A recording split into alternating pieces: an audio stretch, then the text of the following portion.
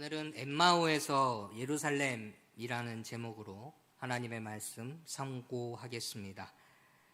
오늘 우리는 믿음의 눈으로 보라라는 교회 주제 아래 성경에서 가장 아름다우면서도 역설적인 장면 중 하나인 엠마오로 가는 두 제자 이야기를 오늘 함께 상고하고 은혜 받기를 원합니다. 오늘 배경을 한번 보았으면 좋겠습니다. 제가 챗GPT에다가 쳤어요.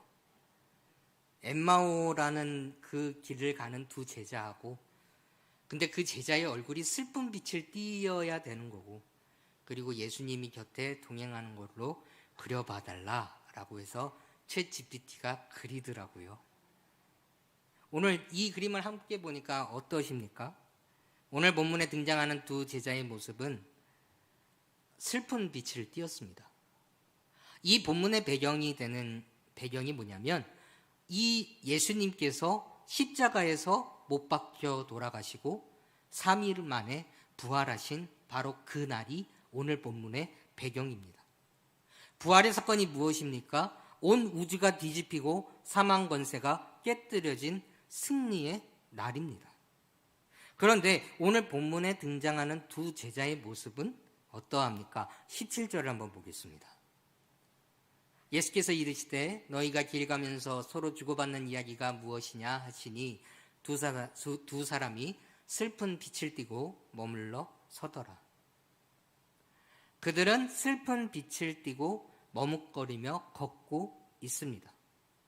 분명히 예수님께서 사망 권세를 깨뜨리시고 부활하신 그 승리의 날인데, 승리의 날에 슬퍼하고 있습니다. 부활의 아침에 절망의 길을 걷고 있습니다. 슬픈 빛을 띠고 머뭇거리며 걷고 있습니다. 그런데 이것이 오늘날 우리의 모습일 때가 많은 것 같습니다. 분명 우리는 예수님을 믿습니다. 입으로 시인하여 구원을 받았습니다. 아멘이십니까?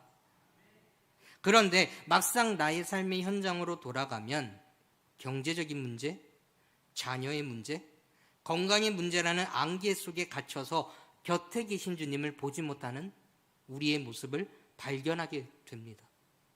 주님께서는 부활하셨습니다. 그래서 지금 우리 곁에 함께 걷고 계시는데 정작 내 눈은 가리워져서 주님을 알아보지 못합니다. 부활의 아침에, 승리의 그날에 슬픈 기색으로 우리도 인생길을 터벅터벅 걸어가고 있습니다. 그래서 오늘 이 말씀을 함께 상고할 때 우리의 가려진 영안이 다시 밝혀지게 되시기를 바랍니다. 우리가 무엇 때문에 우리의 영적인 눈이 멀었는지, 그리고 어떻게 해야 다시 주님을 볼 수 있는지 오늘 본문을 통해서 세 가지 영적 원리를 상고해 보려고 합니다. 첫 번째 살펴볼 영적 원리는 이것입니다. 자, 따라 하실까요? 믿음의 눈을 가리는 것은 자기중심적 해석이기 때문입니다. 맞습니다. 우리의 믿음의 눈을 가리는 것은 하나님의 말씀 중심적으로 해석을 하는 것이 아니라 자기중심적으로 생각하기 때문에 그렇습니다. 먼저 우리가 점검해야 할 것은 왜 그들이 주님을 알아보지 못했는가라고 하는 점입니다. 16절을 보면 그들의 눈이 가리워져서 그인 줄 알아보지 못하거늘 이라고 기록하고 있습니다. 여기서 가려졌다라고 하는 말은 단순히 시력이 나빠졌다라고 하는 뜻이 아닙니다. 어떤 영적인 장벽이 그들의 시야를 가로막고 있었다라고 하는 뜻입니다. 과연 무엇이 그들의 눈을 가렸을까요? 그것은 바로 자신들의 기대치와 자기중심적으로 성경을 해석했기 때문입니다.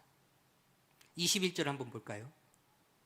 21절 함께 읽겠습니다. 시작. 우리는 이 사람이 이스라엘을 속량할 자라고 바랐노라. 이뿐 아니라 이 일이 일어난 지가 사흘째요.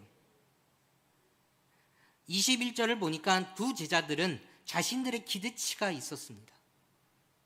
우리는 이 사람이 예수가 이스라엘을 로마의 압제로부터 우리를 속량할 자라고 바랬다 라고 이야기를 합니다.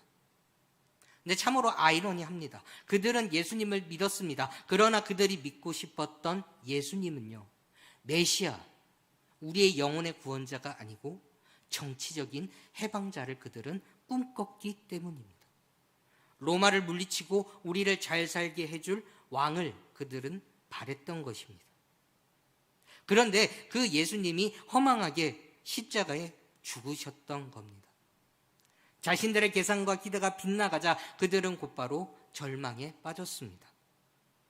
부활하셨다는 여인들의 증언이 있었음에도 불구하고 그것을 믿음의 눈으로 보지 못했습니다. 왜냐하면 자기들이 원하는 방식의 승리가 아니었기 때문입니다. 우리도 마찬가지입니다. 우리는 종종 하나님을 내가 만든 틀 안에 가두어 둡니다. 하나님은 반드시 이렇게 응답하셔야 해. 내 인생은 이렇게 풀려야 해. 그런데 내 뜻대로 되지 않으면, 내 기도에 하나님이 응답해 주시지 않으면, 내 기대치에 부응해 주시지 않으면 우리는 금방 영적 소경이 되고 맙니다. 하나님이 분명히 우리 곁에 서 계셨음에도 불구하고, 하나님이 우리 곁에서 일하고 계심에도 불구하고 내가 원하는 방식이 아니라는 이유로 하나님은 나를 버리셨어, 하나님은 나를 떠나셨어 라고 눈을 감아버리는 것입니다. 그런데 이런 우리를 향해서 히브리서 11장 3절은 이렇게 이야기를 합니다. 보이는 것은 나타난 것으로 말미암아 된 것이 아니니라. 믿음의 눈이란 내 기대와 내 상황이라는 현상 너머에서 역사하시는 하나님의 주권을 보는 것입니다. 이것이 믿음의 눈입니다. 무엇이라고요? 믿음의 눈이란 내 기대와 내 상황이라는 현상 너머에서 역사하시는 하나님의 주권을 보는 것입니다. 혹시 지금 여러분의 삶 가운데서 슬픈 빛을 띠고 계십니까? 혹시 내 고집과 내 기대라는 이 수건이 내 영적인 눈을 가리고 있지 않은지 돌아보셨으면 좋겠습니다. 두 번째로 살펴볼 영적 원리는 이것입니다. 우리는 말씀이 풀려질 때 영적 안질이 치료된다라고 하는 사실입니다. 눈이 가려져서 슬퍼하는 제자들을 향해서 오늘 주님께서는 처방전을 내리십니다. 그런데 그 처방이 참 놀랐습니다. 주님은 도마에게 하신 것처럼 자, 내 손바닥에 못자국을 봐라 하시며 그들에게 표적을 보여주지 않으셨습니다. 대신 무엇을 하셨을까요? 27절을 한번 보겠습니다. 27절 함께 읽겠습니다. 시작. 이에 모세와 모든 선지자의 글로 시작하여 모든 성경에 쓴 바 자기에 관한 것을 자세히 설명하시니라. 주님의 처방전은 이것이었습니다. 그들에게 말씀을 공부시키셨습니다. 믿음의 눈은 신비한 체험이나 짜릿한 감정에서 오는 것이 아닙니다. 기록된 하나님의 말씀이 내 심령 골수를 찔러 쪼개고 그 말씀이 내 삶의 사건들과 연결되어 풀려질 때 비로소 우리의 영적인 눈은 밝아지게 될 줄로 믿습니다. 주님은요, 구약의 모든 약속이 어떻게 예수 그리스도의 고난과 영광으로 이어지는지를 가르치셨습니다. 그제서야 제자들은 깨달았습니다. 아, 예수님의 죽음은 그냥 허망한 죽음이 아니라, 패배의 죽음이 아니라 성경의 성취였구나. 그 고난은 우리를 구원하기 위한 필연적인 과정이었구나 라고 제자들은 그제야 깨달았습니다. 성도 여러분, 우리는 인생의 고난이 닥칠 때 우리는 자꾸 이유를 묻습니다. 하나님, 왜 제게 이런 시련을 주십니까? 하나님, 왜 하필 이때, 왜 하필 내가 잘 나가고 있을 이때에 하나님 왜 저에게 걸림돌을 주십니까? 라고 하나님께 불평을 드러낼 때가 있습니다. 그때 우리는 무엇을 합니까? 세상의 지혜로 세상에서 답을 찾게 됩니다. 그러나 세상은 답을 주던가요? 아니요. 세상은 답을 주지 못합니다. 그러나 하나님 앞에 나와왔을 때, 하나님 앞에 돌아왔을 때, 하나님의 말씀 앞에 우리의 모든 것들을 굴복하고 순종할 때 말씀은 우리에게 답을 줍니다. 말씀이 내 인생의 해석자로 들어오기 시작하면 어둠뿐이었던 내 삶에 말씀의 빛이 비치기 시작합니다. 여러분이 지금 겪고 있는 고통, 그 아픔, 그 경제적 위기, 성경의 렌즈로 다시 보시기를 바랍니다. 요셉의 감옥이 총리의 길이었습니다. 다윗의 광야가 왕의 훈련소였습니다. 여러분의 시련 또한 하나님의 영광을 위한 과정임을 믿으시기 바랍니다. 말씀 앞에 설 때, 말씀 앞에 바로 설 때 비로소 우리는 주님이 보이실 것입니다. 세 번째 영적 원리는 주님과의 인격적인 교제 속에서 우리의 영적 눈이 밝아진다라는 것입니다. 오늘 하나님의 말씀을 들으며 예수님의 말씀으로 마음이 뜨거워진 제자들에게 결정적인 순간이 찾아옵니다. 30절과 31절입니다. 함께 읽겠습니다. 시작. 그들과 함께 음식 잡수실 때에 떡을 가지사 축사하시고 떼어 그들에게 주시니 그들의 눈이 밝아져 그인 줄 알아보더니 인지라. 아멘. 길 위에서의 대화가 어떻게 이어졌습니까? 식탁의 교제로 이어졌습니다. 주님이 떡을 떼어주실 때 제자들의 눈은 완전히 밝아졌습니다. 여기서 떡을 뗀다라고 하는 표현은요, 주님의 마지막 만찬을 연상시킵니다. 즉 예수 그리스도의 대속의 사랑, 우리를 위해 살을 찢으신 그 희생을 인격적으로 경험하는 순간 우리의 영적인 눈은 완전히 열릴 것입니다. 주님과의 인격적인 이 만남의 은혜를 함께 누리시는 저와 여러분들이 다 되시기를 바랍니다. 그런데 이 은혜는요, 지식적인 동의로만은 부족합니다. 그저 일주일에 한 번 설교를 듣고 좋은 말씀이네, 목사님 은혜 받았어요 라고 하는 것만으로는 부족합니다.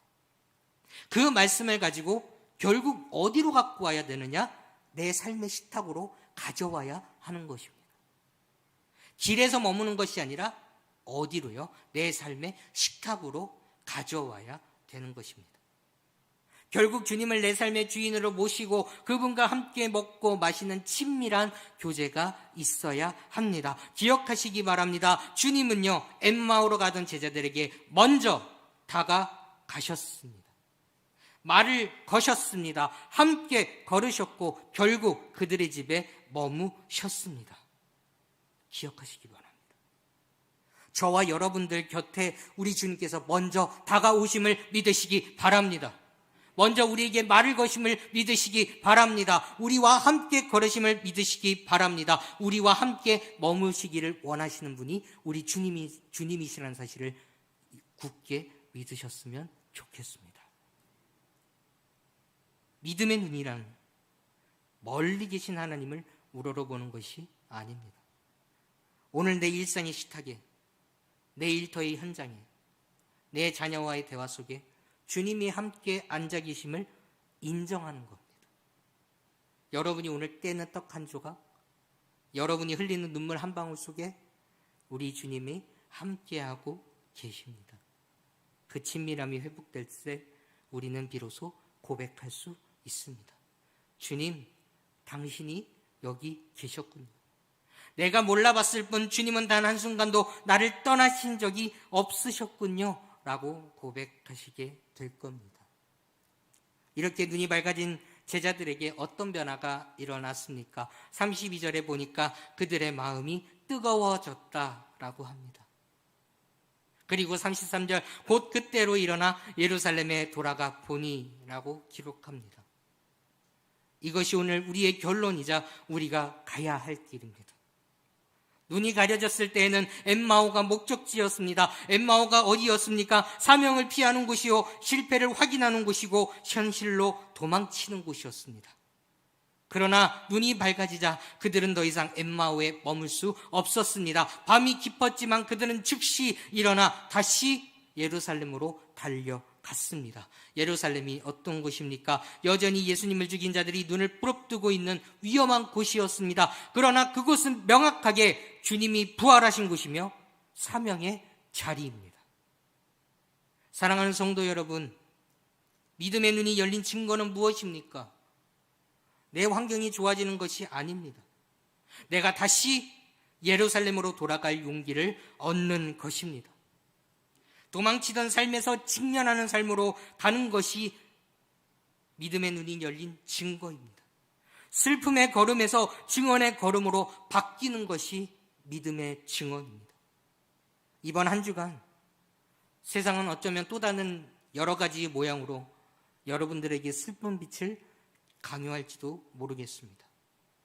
너는 안 돼. 상황을 좀 봐봐. 얼마나 힘드냐. 도망쳐. 피해. 엠마오가 있잖아. 피해. 라고 속삭일 겁니다.